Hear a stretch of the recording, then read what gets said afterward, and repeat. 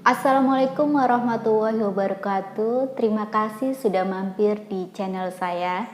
Biasanya saya menghadirkan review buku, tapi kali ini saya ingin berbagi kontemplasi melalui catatan harian saya. Selamat mendengarkan. 17 Juni 2015. Sebotol parfum dan sejumput nilai dari wartel. Antara September dan Oktober 2012, di suatu petang saya menaiki tangga dan di ujungnya mendapati seorang perempuan muda sedang menjemur pakaian, tepat di depan kamar saya. Jadi saya punya teman kosan baru setelah sekian bulan tinggal sendirian di lantai 2 kosan itu. Dia, perempuan muda itu, cantik, berkulit putih dengan senyum yang selalu tersungging dan ramah. Dia bilang dia baru balik dari Singapura, seorang TKW. Ya, dia mengucapkannya tanpa canggung, seorang yang percaya diri sejati. Sejak itulah dia, sebut saja namanya Nina, menjadi sahabat saya.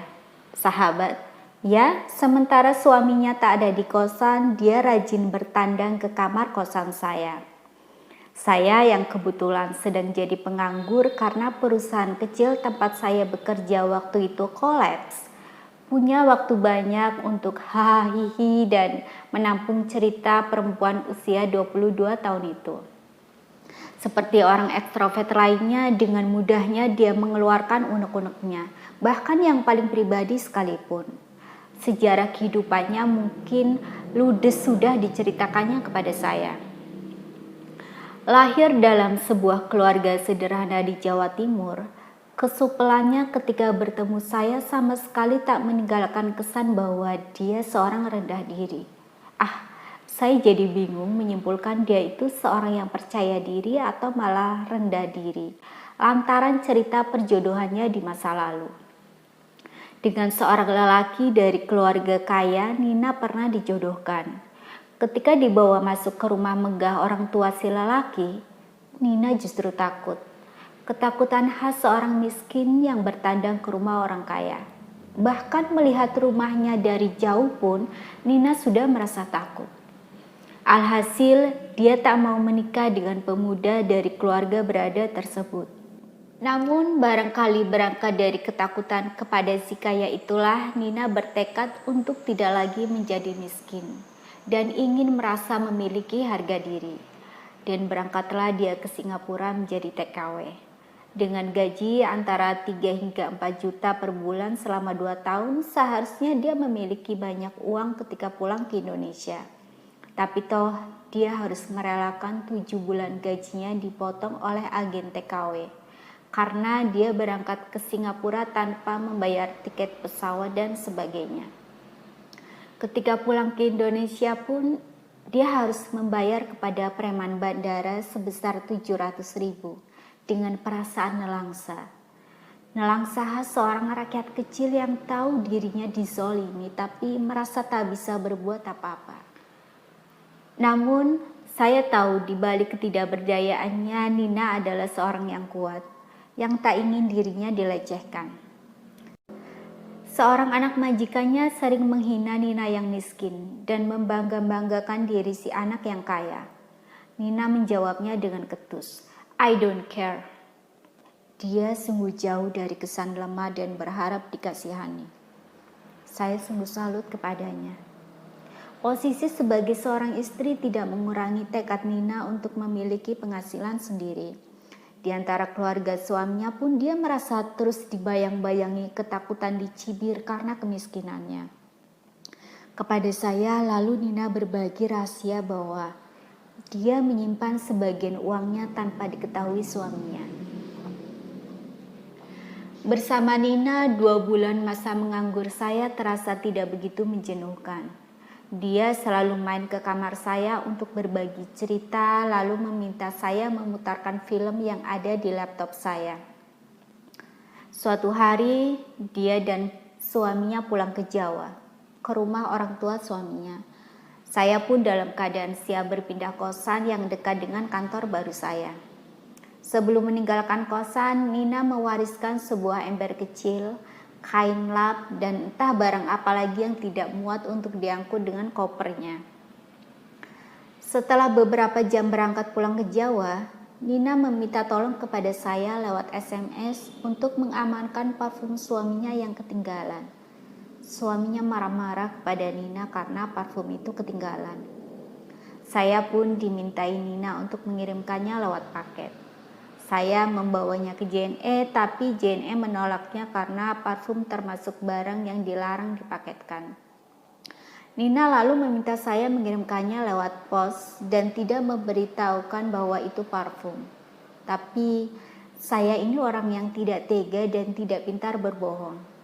Ketika petugas pos bertanya kepada saya sambil menatap mata saya, rasanya saya tidak bisa berkutik. Gagallah usaha saya mengirimkannya lewat paket. Nina mengeluhkan kegagalan saya. Dia bahkan tak pernah mengucapkan kata tolong kepada saya untuk mengirimkan parfumnya. Saya seperti diperintah olehnya. Saya jadi kesal dan lebih kesal lagi ketika Nina meminta saya membayari parfumnya 25.000 pun tanpa embel-embel meminta tolong. What? Kekesalan saya bertambah-tambah, merasa dia sangat tidak sopan kepada saya, sewenang-wenang kepada saya.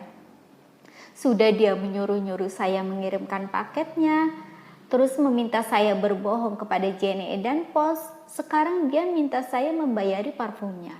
Ogah, saya merasa harga diri saya dilecehkan. Lagian saya juga tidak butuh parfum itu.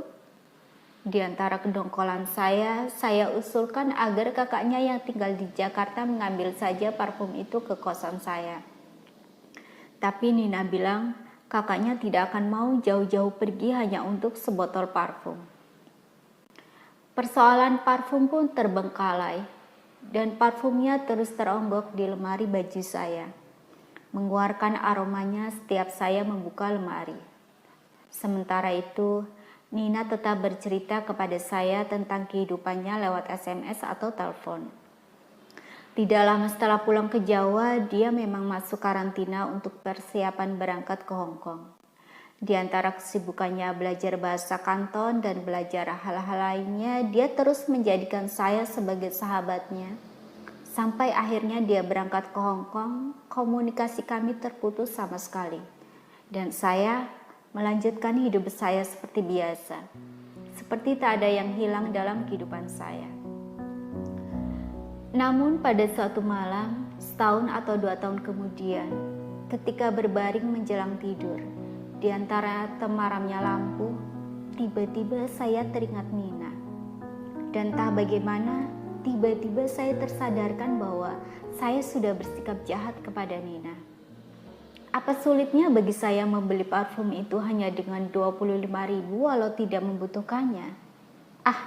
25.000 itu bukan jumlah yang banyak. Saya bahkan bisa memberikannya kepada Nina secara cuma-cuma, tanpa perlu ditukarkan dengan parfum. Apa sulitnya? Tak sulit. Yang sulit itu ternyata melunturkan ego saya yang merasa telah diperintah-perintah, sehingga menghilangkan welas asih dalam diri saya. Padahal saya mendengar langsung dari Nina bagaimana perjuangannya mencari uang di negeri orang, menghadapi perlakuan tak hormat dari anak majikannya. Sungguh saya keterlaluan. Malam itu saya bayangkan nelangsanya Nina karena tak berhasil memperoleh kembali parfum suaminya. Saya bayangkan sedihnya Nina dimarah-marahi suaminya. Saya bayangkan suaminya mengungkit-ungkit sulitnya mencari uang kepada Nina. Apakah harga diri Nina kembali terluka hanya karena sebotol parfum dalam genggaman saya? Genggaman orang yang salah? Rasa bersalah itu terus bersarang dalam hati saya hingga kini. Namun, saya tak bisa terhubung dengan Nina lagi. Nomornya sudah tak aktif. Mencarinya di Facebook. Ketika itu dia tak memiliki akun Facebook. Kalaupun sekarang dia sudah memilikinya, saya tidak tahu nama lengkapnya. Oh my God, nama lengkapnya pun ketika itu tak saya tanyakan. Barangkali ketika itu saya merasa tak butuh. Betapa buruknya diri saya memperlakukannya. Ketika itu saya terlampau melihat permasalahan hanya dari sisi diri saya sendiri. Terlampau percaya bahwa untuk meminta tolong seseorang harus menggunakan kata tolong. Dan tanpa itu saya jadi merasa diperintah. Lalu ketika merasa diperintah, saya jadi merasa saya ini lebih rendah daripada dia. Satu hal yang saya lupa, Nina butuh ditolong. Persoalan etika telah saya jadikan kabut yang menutupi esensi suatu keadaan.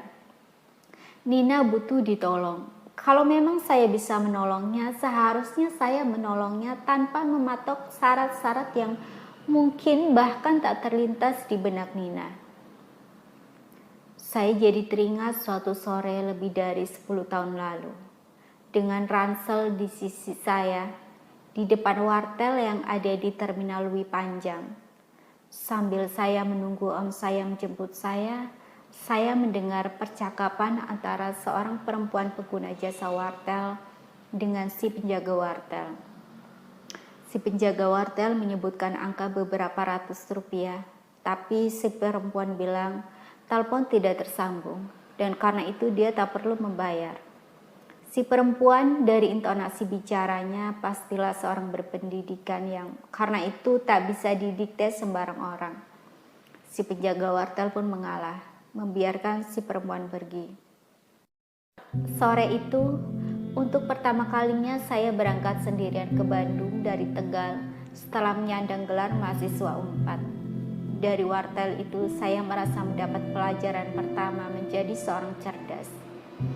Jangan mudah didikte orang lain. Jangan bayar untuk sesuatu yang tak kau dapatkan. Dan mungkin nilai dari wartel itulah yang selama ini saya anut hingga ke persoalan parfum Nina. Maafkan saya, Nina. Terima kasih sudah mendengarkan. Mudah-mudahan bermanfaat. Wassalamualaikum warahmatullahi wabarakatuh.